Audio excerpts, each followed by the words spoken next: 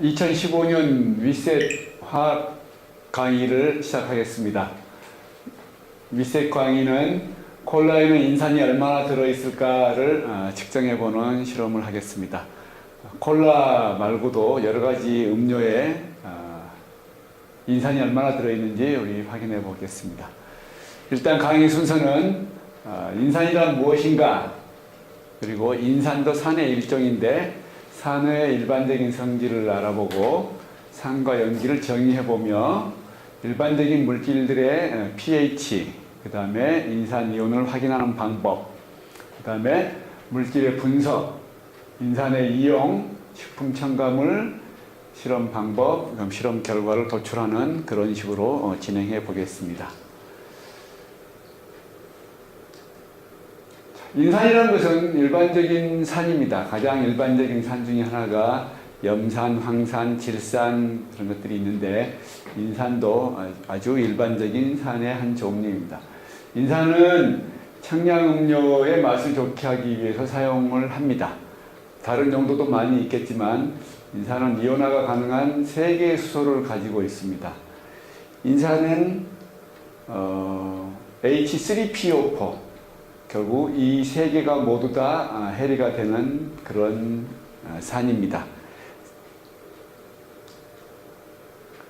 산들의 일반적인 성질을 보면 산이란 라틴어로 신맛, 시크만이라는 뜻을 가진 에시더스에서 유래했다고 합니다. 신맛을 낸다고 하는데, 물론 맛을 보면 산인가 아닌가 맛을 본다고 입에 대보는 것은 굉장히 위험한 일입니다. 그래서 리트머스 종이를 푸른색에서 붉은색으로 변화시킨다든지 금속과 반응하여 수소기체를 발생시킨다든지 이런 방법을 통해서 간접적으로 산을 확인해야겠습니다. 레몬주스, 식초 이런 것들이 일반적인 산에 있겠습니다.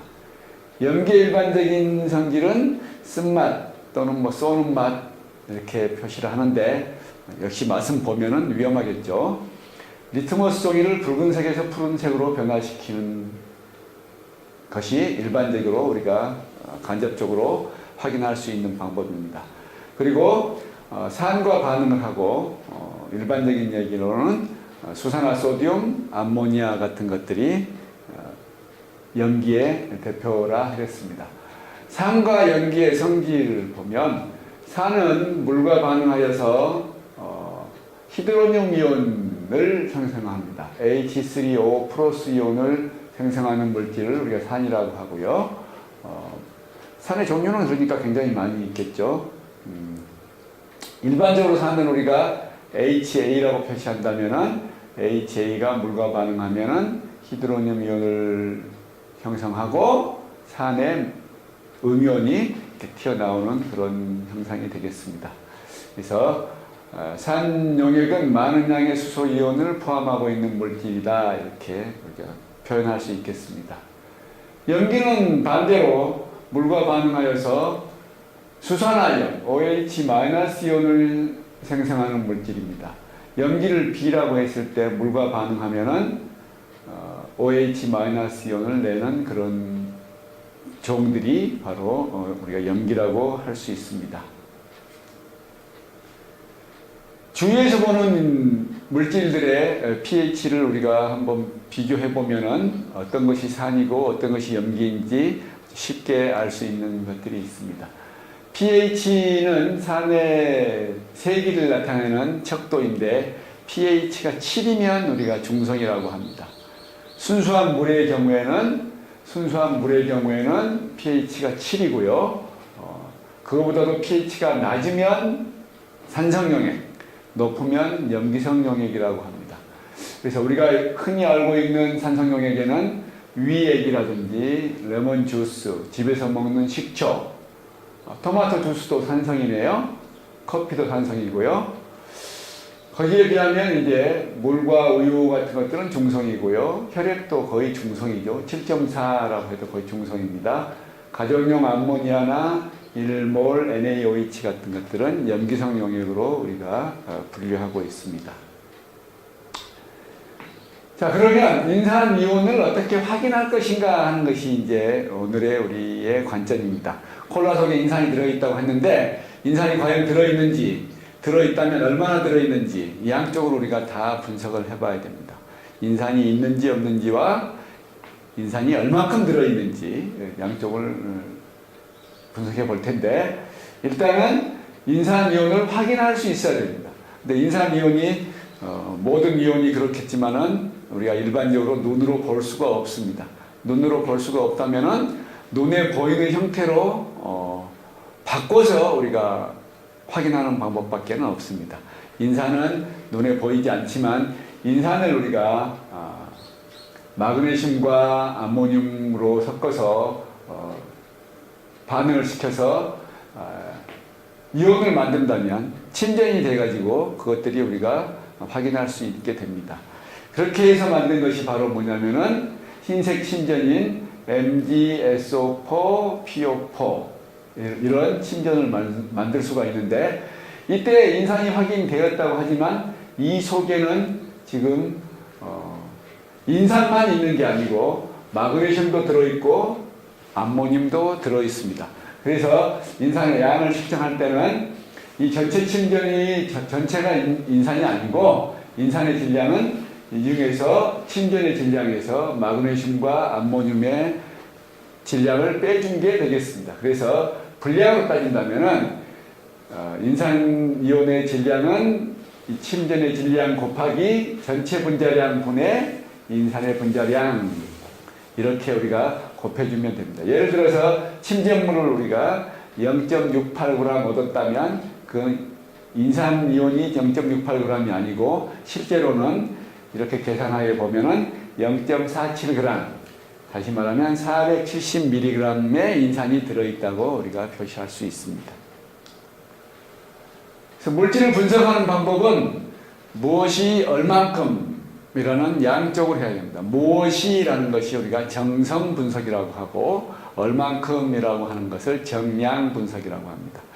그래서 양쪽을 다 해야지 뭐 들어있기는 들어있는데 뭐 아주 조금 들어있다, 측정할 수 없을 만큼 들어있다, 안 그러면 아주 농도가 묽어서 우리가 그거는 무시할 수 있다, 이렇게 되는 것은 필요가 없습니다. 그래서 정량까지 무엇이 얼마만큼 들어있는가 하는 것을 측정하는 방법입니다. 무엇이 들어있는가를 보는 방법이 바로 정성 분석이고요, 얼만큼 들어있는가 보는 것이 정량 분석입니다. 정성 분석을 하는 것은 습식 분석과 건식 분석 양쪽을 이용해서 여러 가지 물질들의 특성을 이용하면은 우리가 알 수 있는 방법이고요. 정량 분석을 하는 것은 양을 재는 겁니다. 양을 재는 것은 무게를 측정한다든지 부피를 측정한다든지 안 그러면 길이를 측정한다든지 이런 방법밖에 없을 거예요. 근데 화학물들을 우리가 분석할 때는, 화학물의 경우에는 침전이 생겼을 때는 무게를 재는 게 좋을 것이고, 어떤 액체가 생겼다고 할 때는 우리가 부피를 재가지고 이렇게 할 수 있습니다. 그런데 문제는 그 침전이 전체가 조금 아까 본 바에 의하면 그 침전이 전체가 내가 원하는 물질의 양인지 안 그러면 그 중에 일부만인지 이런 것도 우리가 계산식으로서 해 나가야 되겠습니다. 그래서 무게를 재는 방법, 부피를 재는 방법, 뭐 이런 것들이 있겠습니다. 그래서 침전 무게 분석을 하는 방법으로 우리가 많이 쓰이는 것들이 뭐냐면 인산이온, 황산이온, Cl-, I- 이런 것들은 주로 침전이 되는, 쉽게 침전을 만들 수 있는 형태들입니다. 그러면 이런 이온들을 우리가 측정하고 싶을 때는, 양을 측정하고 싶을 때는 이 자체로는 측정이 불가능하니까 이렇게 침전을 만들어 가지고 각각에 해당하는 침전들을 만들어서 그 침전들이 지금 얼마만큼 있는지 무게를 측정한 다음에 이 침전 중에 내가 지금 분석하려고 하는 화학 종은 몇 %를 차지하고 있는지 계산식을 통해서 우리가 침전 무게 분석법을 이용할 수 있습니다. 또 하나의 방법으로는 여러분들이 잘 알고 있는 적정법입니다. 적정을 하는 방법입니다. 산과 염기의 농도를 우리가 어느 한쪽은 알고 어느 한쪽은 몰랐을 때 양쪽이 산과 염기가 만약에 1대1로 반응한다면 뭐 혹은 1대2로 반응한다든지 반응하는 정도로 우리가 알고 있다고 한다면은 농도 곱하기 부피는 알고 있는 농도 곱하기 알고 있는 부피는 모르고 있는 농도 곱하기 알고 있는 부피. 실험을 해서 우리가 부피를 측정할 수 있다면 우리가 계산식을 이렇게 MV는 M-V-의 식으로서 우리가 미지의 농도를 측정할 수 있습니다. 농도를 측정하면은 그 안에 들어있는 전체적인 몰수를 우리가 계산할 수가 있게 되니까 무게를 측정하는 거하고 부피를 측정하는 거하고 결국은 양을 재는 방법 중에 한 가지가 되겠습니다. 그래서 우리가 일반적으로 적정을 할 때는 이렇게 적정점이 됐는지 안 됐는지 A와 B가 1대1로 과연 섞였는지 안 섞였는지 아직도 산인지 아직도 염기인지를 알아보는 방법으로는 우리가 pH가 7이 되는 중간점이 됐을 때 색깔이 바뀌는 산과 염기에서 색깔이 바뀌는 물질들을 사용해서 그런 물질들을 지시약이라고 하는데 그 지시약을 사용해서 우리가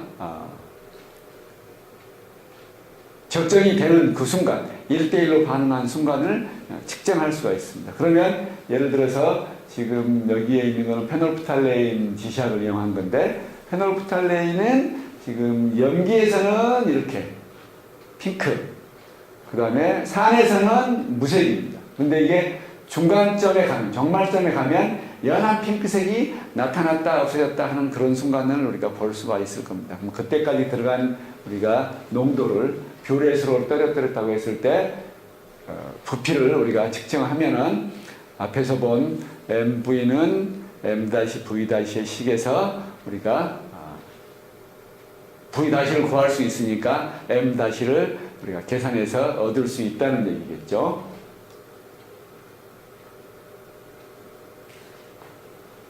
예를 들어서 50ml의 염산 용액을 중화하기 위해서 0.150몰 NaOH 용액이 42ml가 소요되었다면 이 50ml 농도를 모르는 이 염산, 저 염산의 농도는 어떻게 구하면 되겠는가? 그러면 50 곱하기 M은 0.150 곱하기 42 해서 M은 0.126 하고 우리가 구할 수 있게 되는 겁니다. 그래서 부피법으로 우리가 측정하는 방법입니다.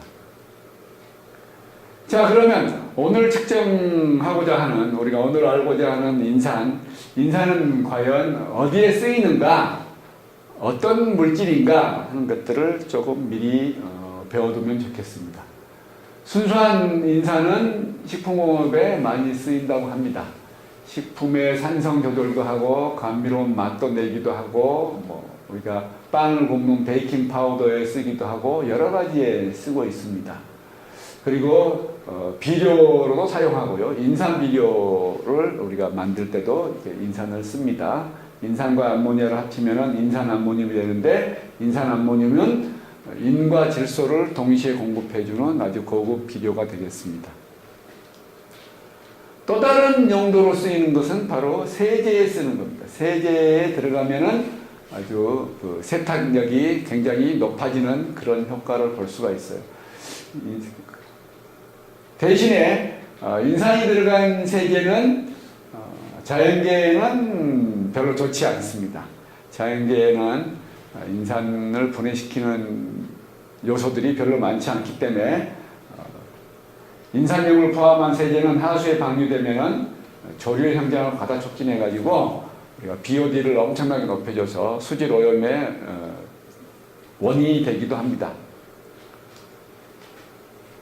그래서 인산을 이용하는 방법들이 여러 가지가 나와 있어요. 인산염의 종류가 인산, 이수소, 암모늄부터 시작해서 피로인산, 사소듐 뭐 등등이 있는데 그 활용도를 보면 팽창제, 유화제, 조미료, 산도 조절용, 보존용, 산화 방지용, 색소 안정용 여러 가지 용도로 우리가 인산을 사용하고 있습니다. 그러면 자 이렇게 뭐 팽창제, 유화제 하는 이런 것들이 지금 식품에서는 어떻게 쓰이고 하는 것을 한번 우리가 보도록 하겠습니다. 식품 첨가물은 식품에 첨가시켜서 먹어도 우리 몸에 크게 해가 없어서 식품에 첨가할 수 있다고 허락해준 물건들입니다. 물질들인데 지금 보면은 용도가 산도를 조절한다든지 산화 방지를 한다든지 그 다음에 뭐 향미 증진을 한다든지 뭐 보존제로 쓰인다든지 여러 가지 용도들이 있습니다. 그래서 정의는 지금 여러분들이 보는 이런 것들이에요. 그래서 예를 들어 팽창제는 가스를 유리시켜 반죽의 부피를 증가시키는 식품 첨가제. 빵을 구울 때는 반드시 팽창제가 들어가야 되겠죠. 팽창제는 가스를 만드는 그런 것들이다. 그래서 여기 보면 향미 증진제의 정의는 식품의 맛이나 풍미를 증진시키기 위해 사용하는 것, 대표적인 첨가물이 바로 MSG 같은 것들입니다. MSG가 들어가 있는 음식은 맛이 좋아지겠죠. 하지만 이제 우리 인체 건강에는 좋을지 나쁠지 요즘 많은 논란이 되고 있어요. 그런 부분들은 여러분들이 알고 지나갔으면 좋겠습니다. 유화제 그러면 물과 기름처럼 본래 섞이지 않은 물질을 균질하게 혼합한 상태로 만들기 위해서 사용하는 것입니다. 아이스크림을 만들 때라든지 이럴 때는 유화제가 반드시 필요하게 되겠죠.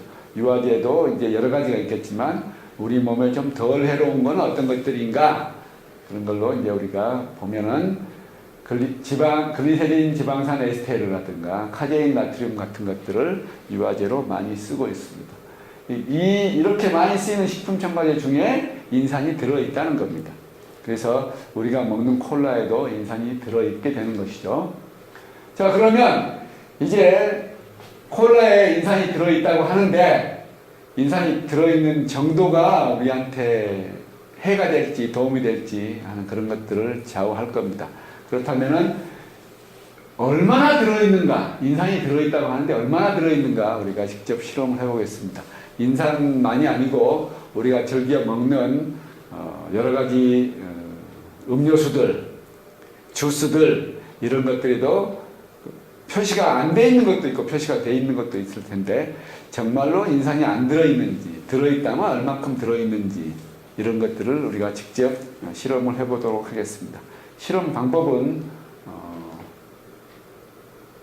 여러분들이 이제 하나씩 읽어가면서 하시면 좋겠어요. 맨 마지막에는 침전을 다 얻은 다음에는 그 침전 속에 실제로 인산이 얼마큼 들어있는지까지 전부 다 계산하는 것까지 마치는 것으로 우리가 하겠습니다. 자, 그럼 직접 실험을 해봅시다.